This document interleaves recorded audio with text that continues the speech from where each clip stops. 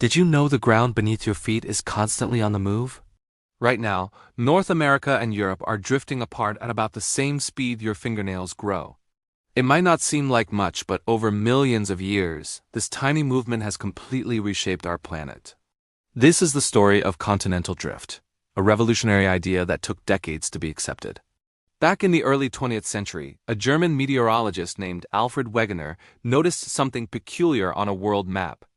The coastlines of South America and Africa looked like they could fit together like pieces of a giant jigsaw puzzle. And it wasn't just the coastlines. He found identical fossils of ancient reptiles like the Mesosaurus in both Brazil and South Africa. How could a land-dwelling animal cross the vast Atlantic Ocean? He also discovered matching rock formations and mountain ranges across continents now separated by thousands of miles of water. For example, the Appalachian Mountains in the eastern United States are geologically identical to the Caledonian Mountains in Scotland and Scandinavia. It was as if someone had torn a single mountain range in half. Wegener proposed a radical theory. All the continents were once joined together in a single supercontinent he named Pangaea, meaning all lands in Greek. He suggested that around 200 million years ago, this supercontinent began to break apart, and the pieces slowly drifted to their current positions. He called this process continental drift. It explained everything: the puzzle piece fit, the fossil distribution, the matching mountains. It was a brilliant, all-encompassing idea. But there was a huge problem. Wegener couldn't explain how the continents moved. He suggested that the continents, made of lighter rock, were plowing through the denser rock of the ocean floor, propelled by the Earth's rotation. The scientific community at the time was skeptical. Geologists and physicists calculated that the forces he proposed were nowhere near strong enough to move entire continents. They dismissed his theory, labeling him an outsider and a dreamer. For nearly half a century, the idea of continental drift was largely rejected and forgotten. Wegener tragically died on an expedition in Greenland in 1930, never seeing his revolutionary theory vindicated. The breakthrough came decades later, after World War II, with the development of new technologies that allowed scientists to explore the ocean floor in unprecedented detail. Using sonar, researchers began mapping the seabed and made a stunning discovery: a massive, underwater mountain range snaking around the globe like the seam on a baseball. This is the Mid-Atlantic Ridge. What was even more surprising was what they found happening there. Scientists like Harry Hess and Robert Dietz proposed a new theory called seafloor spreading.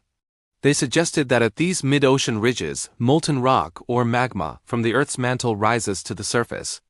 As it cools, it forms new oceanic crust, pushing the older crust away from the ridge on either side. It was like a giant conveyor belt, constantly creating new seafloor and pushing the continents along with it.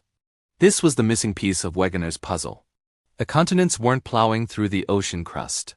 They were riding on top of it as it was being created and spread. Further evidence came from paleomagnetism, the study of the Earth's magnetic field recorded in rocks. Scientists discovered that the Earth's magnetic poles have flipped many times throughout history.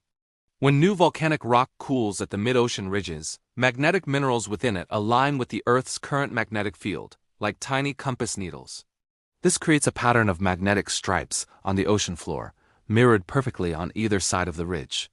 This symmetrical pattern was irrefutable proof of seafloor spreading. The ocean floor was a historical record of both its own creation and the flipping of Earth's magnetic field. These discoveries led to the development of the modern, all-encompassing theory of plate tectonics. This theory explains that the Earth's outer shell, the lithosphere, is not a single, solid piece. Instead, it's broken into about a dozen large, rigid plates and many smaller ones. These tectonic plates are all moving in different directions and at different speeds, floating on the semi-molten layer of the upper mantle beneath them, called the asthenosphere. The continents are embedded in these plates, so as the plates move, the continents move with them. Plate tectonics is the engine behind continental drift. The movement of these plates is driven by convection currents in the mantle. Hot, less dense material rises, cools, and then sinks, creating a slow-moving circulatory system that drags the plates along. Think of it like a pot of boiling water, where the heat from the bottom causes the water to circulate, moving anything floating on the surface. So, where the plates move apart, like at the Mid-Atlantic Ridge, we get divergent boundaries. This is where new crust is formed, Where they collide, we have convergent boundaries. Here, several things can happen. If an oceanic plate collides with a continental plate, the denser oceanic plate is forced to slide beneath the lighter continental plate in a process called subduction. This creates deep ocean trenches like the Mariana Trench and fuels volcanic activity, forming mountain ranges like the Andes in South America. When two continental plates collide, neither can be easily subducted. Instead, they crumple and fold, pushing upwards to create massive mountain ranges like the Himalayas, which are still growing today as the Indian plate continues to crash into the Eurasian plate. Finally, where plates slide past each other horizontally, we have transform boundaries, like the San Andreas Fault in California. These are hotspots for earthquakes as the plates grind against each other, building up stress that is then suddenly released. So, plate tectonics doesn't just explain continental drift. It explains almost every major geological feature and event on our planet.